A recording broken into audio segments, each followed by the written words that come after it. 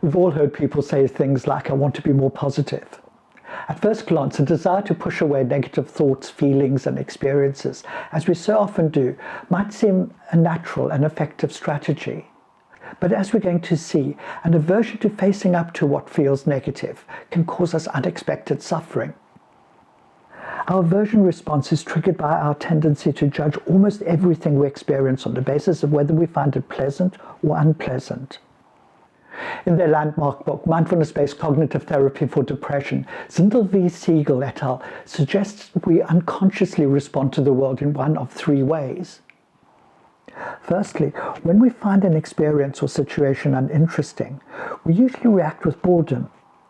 We space out, allowing our attention to drift to another place in our head, which of course distracts us from being present in the moment. Secondly, when we judge something to be pleasant, we're inclined to cling on to it rather than let it go at the appropriate time.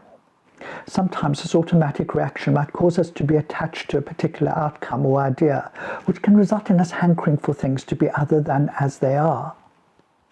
Thirdly, when we find something unpleasant, we tend to respond with aversion. In this case, our reaction might trigger irritation or even anger, making us want to get rid of whatever it is as soon as possible and avoid ever experiencing it again.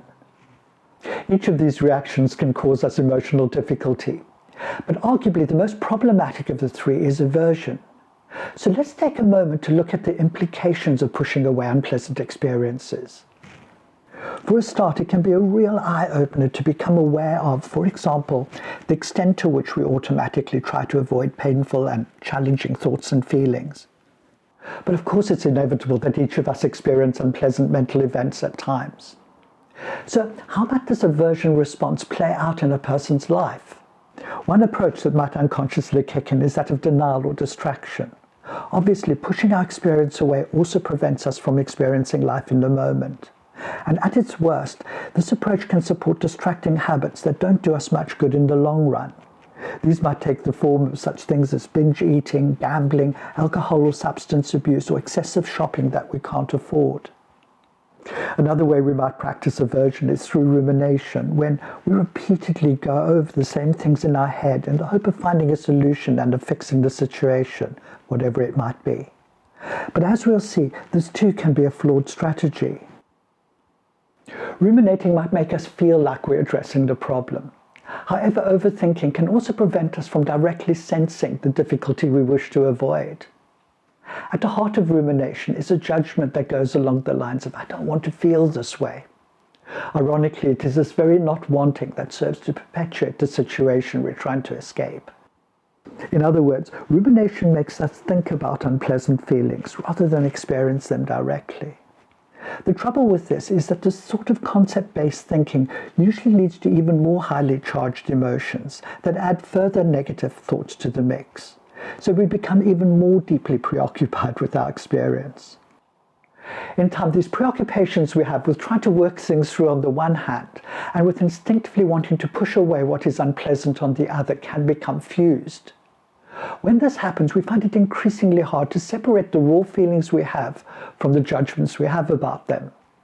So we become less able to make sense of the intense emotions we experience.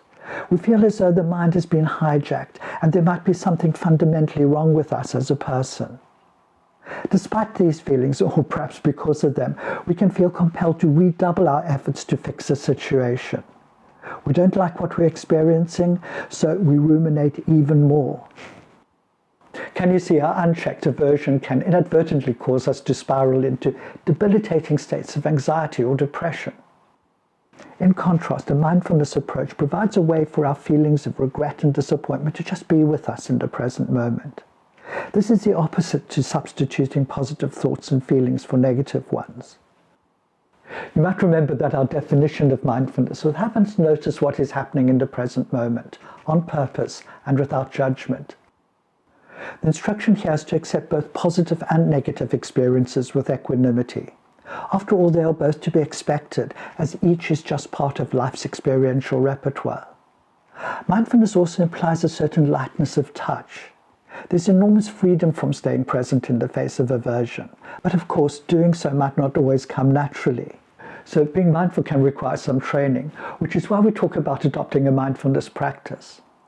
Such a practice teaches us to extricate ourselves in a non-judgmental way from the problematic emotional states when they occur, as they inevitably do. In our next video, we look more closely at how we recognize aversion when it raises its head. But in the meanwhile, expect life to be different.